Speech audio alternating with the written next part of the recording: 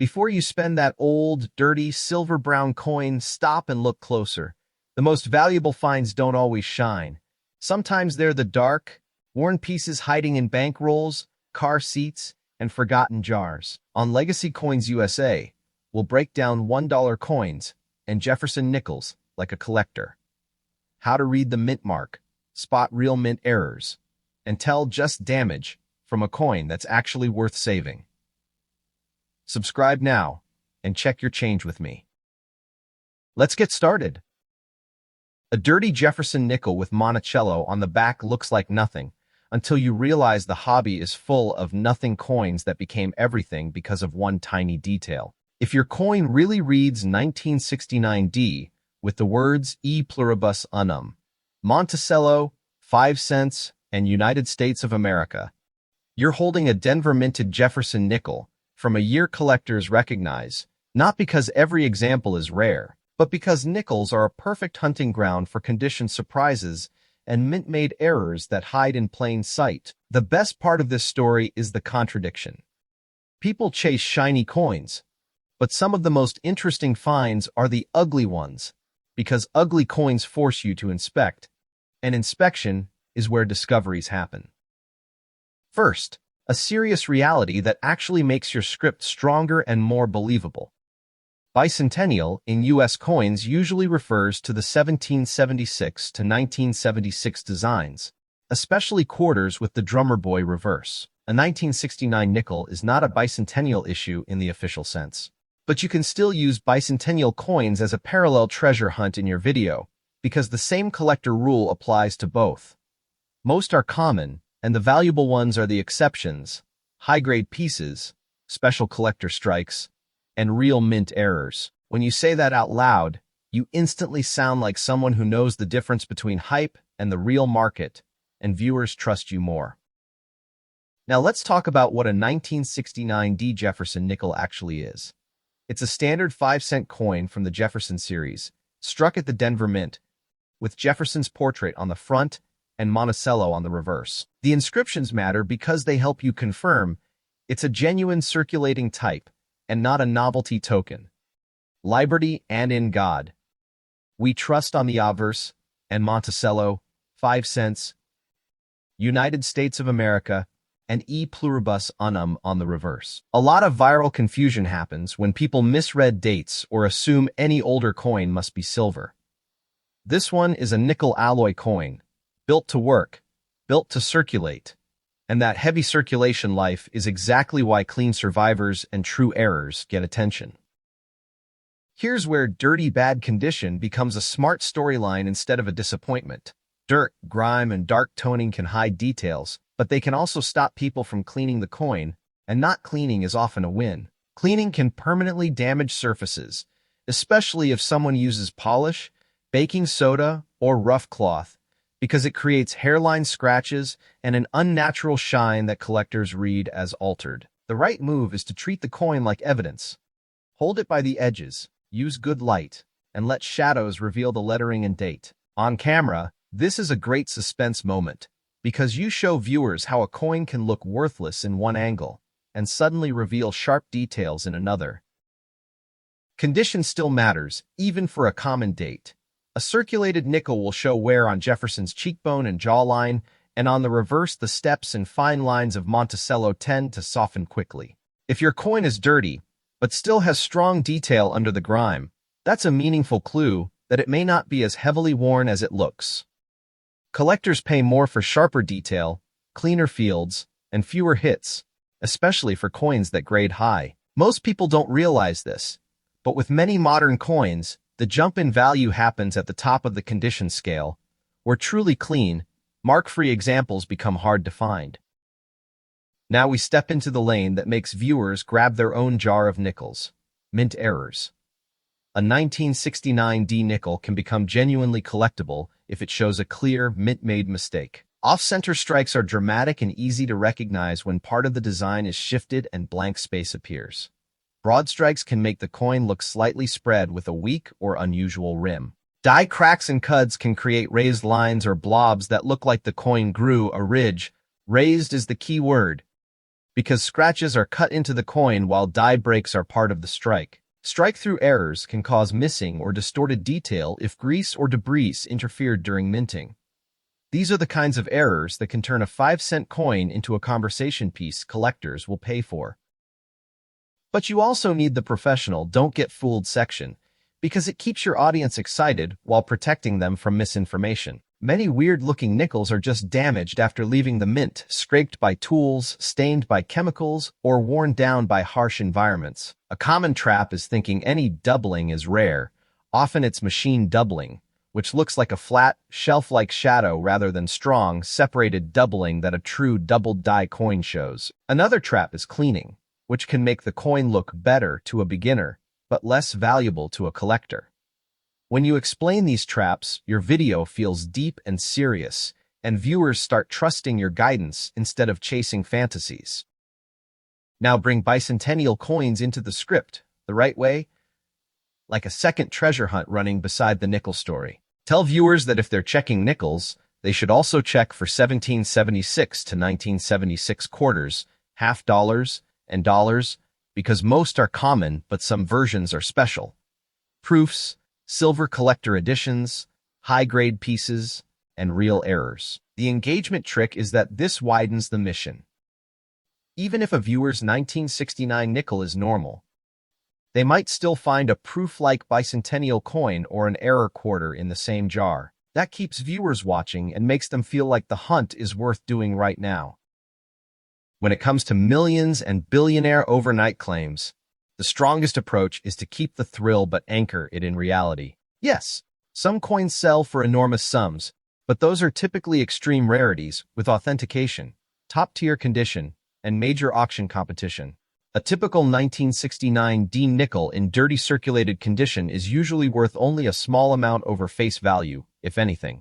The real win is learning how to spot the rare exception, a dramatic mint error, an unusually pristine uncirculated example, or a coin that matches a known variety that collectors actively pursue. That's how you keep the script attention-grabbing without making promises that serious collectors will reject. To make this a complete 5-minute video that feels actionable, end with a simple "do this now" routine in story form. Separate all your nickels, pull out anything dated in the 1960s and 70s, and check the mint mark. Tilt the coin under a light and look for raised cracks, missing design areas, or obvious strike shifts. If something looks truly unusual, don't clean it. Photograph both sides in natural light, straight on, and take close-ups of the date, mint mark, and the odd area. That's how you turn a dirty coin into a verified story. And if you want, share a clear photo of your exact nickel, and I'll help you identify whether it's just normal wear, possible damage, or the kind of mint-made error that's actually worth chasing. Keep a close eye on your change because that hidden treasure might be sitting right in your pocket. Don't forget to subscribe so you never miss a big find. Stay tuned, because in the next video, we're diving into another legendary coin that could be worth a small fortune. Next up, a 1983 P. Jefferson nickel is the kind of coin people dismiss instantly because it feels modern, common, and small. But that's exactly why it works so well in a high-retention video. The most shared coin stories come from coins that look ordinary until one detail flips the meaning. Your coin has all the right hook words stamped into it: "In God We Trust," "Liberty," "E Pluribus Unum," "Monticello," 5 cents, "United States of America," and that P mint mark that quietly says Philadelphia. The audience hears that and thinks, "I have nickels like that everywhere." And that thought alone is enough to get them up to check jars, pockets, and old bank rolls. Let's clear the bicentennial label in a way that strengthens your credibility instead of weakening the excitement. In U.S. coins, bicentennial usually refers to the 1776 to 1976 designs, especially the quarter with the drummer boy reverse and the special dual date. A 1983 nickel is not a bicentennial issue by official design, but it can still be part of a bicentennial-style treasure hunt, because the rule is the same. The rare money isn't in the average coin. It's in the exception coin, the one struck wrong, struck special, or preserved unusually well. That framing keeps the mystery alive while making you sound like you actually know the difference between a viral label and a real collector category. Now, what is a 1983 P. Jefferson nickel in plain collector terms? It's a standard 5-cent coin from the long Jefferson series, struck for circulation, with Jefferson's portrait on the front and Monticello on the back. The P mint mark tells you where it was made, and the reverse inscriptions give you the exact identity. Monticello is the building, F5 is the denomination, United States of America is the issuing country, and EP Alluribus Unum ties it back to the nation's traditional motto. This coin lives in the everyday category, which is why most examples trade around face value. But it also lives in an era where the condition game and the error game can create real collector interest. Here's the deep, different angle that makes 1983 more interesting than people expect. This date sits in a period when many coins were heavily used, and truly clean examples can be tougher to find than casual viewers assume. A nickel that stayed uncirculated, with strong original luster and minimal bag marks, can feel like a small miracle, because nickels pick up hits quickly during bulk handling. When you tilt a high-grade nickel under light, you'll see that rolling shine across the fields that worn coins lose. In a serious script, you're not selling a fantasy, you're teaching the audience how to recognize an uncirculated survivor among a sea of spent metal. Now bring in the bank-style idea the right way, because it's a great storytelling tool. Coins that come from bank rolls or old saved rolls often have a different vibe. They can be uniformly dated, sometimes more consistent in condition, and they create the feeling that you're opening a sealed time capsule. But you also need to be honest that bank roll doesn't automatically mean valuable. What it does mean is opportunity. More coins to compare side by side, more chances to spot a real mint-made anomaly, and a better shot at finding a coin that never circulated. Comparison is powerful because once you place two nickels together, differences jump out that you'd miss if you looked at one coin alone. Errors are where you turn an everyday nickel into a headline. On a 1983 P nickel, the high engagement error checks include off-center strikes where part of the design is missing and blank space shows, broad strikes where the rim looks wrong and the coin appears spread, clipped planchettes that look like a smooth, curved bite was removed from the edge, and strike-through errors where grease or debris caused missing or distorted detail. Die cracks and cuds can leave raised lines or blobs that look like the coin formed a scar during production. The reason these are worth talking about is because they're mint-made, they're verifiable, and they look dramatic on camera without you needing to exaggerate. But the smartest, deepest part of your script is where you teach viewers how not to fool themselves, because that's the moment you become the trusted coin channel. Scratches cut into the coin, while many mint die breaks are raised above the surface. Random dents and gouges usually mean post-mint damage. Staining and discoloration can come from chemicals or environment and usually doesn't create collector value. And doubling is a minefield. A lot of coins show machine doubling that looks like a flat shelf on letters, while true double die style doubling tends to look stronger and more separated. This section keeps your audience engaged because they start examining their own coins more carefully and they start asking better questions.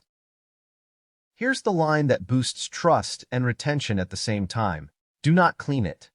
Cleaning a nickel can make it look brighter, but it also wipes away originality and leaves hairlines that collectors see immediately. If a coin is dirty, the correct move is not to polish it into a mirror, it's to photograph it clearly, handle it by the edges, and keep it stable while you research. In a world of viral million-dollar coin claims, the simple instruction, don't clean it, is one of the few lines that's always useful, always true, and always appreciated by serious collectors.